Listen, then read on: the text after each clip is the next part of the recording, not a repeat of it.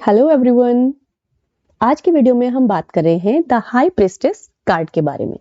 इस कार्ड का नंबर है 2 और ये मेजर आर्काना का तीसरा कार्ड है। हम बात कर रहे हैं कि अगर रीडिंग में ये कार्ड आता है तो हम क्या एनालिसिस कर सकते हैं, या फिर अगर हम किसी और को गाइड कर रहे हैं तो क्या गाइडेंस हमारी ओर से हो सकती है। तो ये वीडियो लर्निंग के लिए और गाइडेंस के लिए, दोनों के लिए ही काफी यूजफुल साबित होने वाला है। वीडियो को पूरा ध्यान से सुनिए और हाँ, चैनल को भी सब्सक्राइब कर लीजिए इसी तरह के और वीडियोस को देखने के लिए। तो चलिए शुरू करते हैं। द हाई प्रेस्टेस यानी कोई बड़ी पुजारिन, 2 नंबर का कार्ड इमोशंस को बता रहा है, इंट्यूशंस को बता रहा है। यहाँ पर ये स्थिर बैठी है तो स्टिलनेस को दिखा रहा है, और साथ ही साथ बहुत ही धैर्य के साथ बैठी है तो पेशेंस को, इनर नॉलेज को बता रहा है। दोनों तरफ पिलर्स हैं, ब्लैक एंड व्हाइट। तो ये पता चल रहा है कि गुड और बैड के बीच में ये पर्सनैलिटी है। ये पर्सनैलिटी अच्छे और बुरे के बीच में फंसी हुई जैसी लग रही है, और स्थिर भी है, कोई मूवमेंट नहीं है। हाथ में कोई बुक है जिस पर कि टेरो लिखा है, यानी कि हिडन नॉलेजेस इसके पास हैं। इसके पास कोई रहस्य भी हो सकते हैं। रहस्यमयी है ये महिला, ये पर्सनैलिटी रहस्य को दर्शा रही है।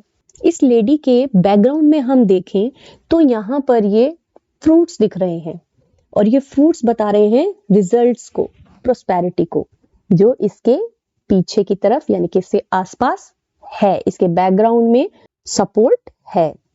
और अगर हम ध्यान से देखें तो जो फ्रूट है ये अनार है, पोमग्रेनेट, जो कि स्पेशली प्रोस्पेरिटी को ही, समृद्धि को ही दर्शाता है। अगर हम देखते हैं तो ये जो मून जैसा साइन है इसके क्राउन में, ये इंट्यूटिविटी को बता रहा है।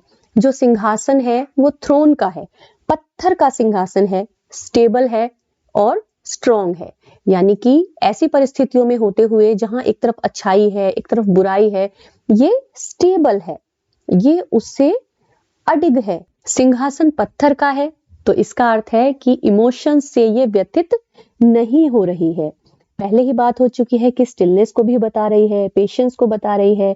इनर नॉलेज इसके माथे पर जो इसके मुकुट है उसको देखकर भी पता लग रही है, और साथ साथ रहस्यमय ज्ञान इस महिला के पास है, क्योंकि इसने जो ये कपड़े पहने हुए हैं, जो पूरा कवर किया हुआ है, इससे पता चल रहा है इसकी पर्सनैलिटी इसके अंदर कवर्ड है, मिस्ट्रीज है। यहाँ पर गाउन का कलर आप देखो तो प्योरिटी बता रहा है, स्पिरिचुअलिटी को बता रहा है।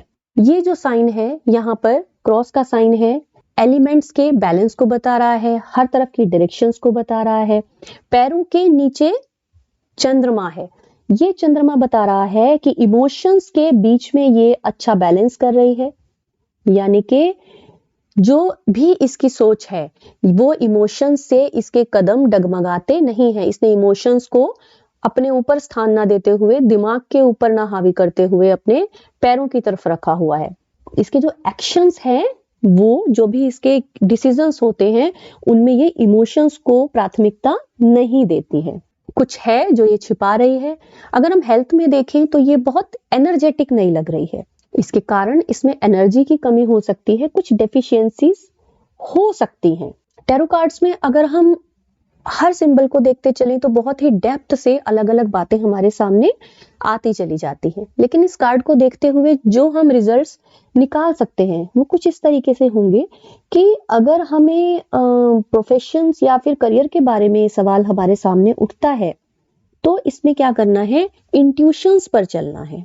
अपने जो विचार हैं उसमें अच्छे बुरे को सोच समझ के आधार पर जो इंट्यूशंस आते हैं उस पर चलना है।